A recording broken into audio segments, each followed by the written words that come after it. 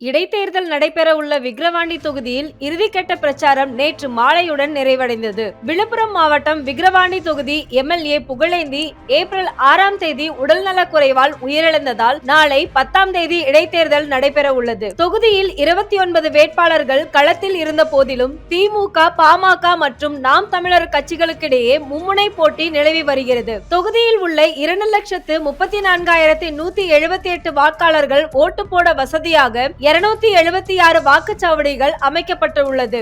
கடந்த 14ஆம் தேதி துவங்கிய தேர்தல் பிரச்சாரம் நேற்று மாலையுடன் நிறைவுற்றது.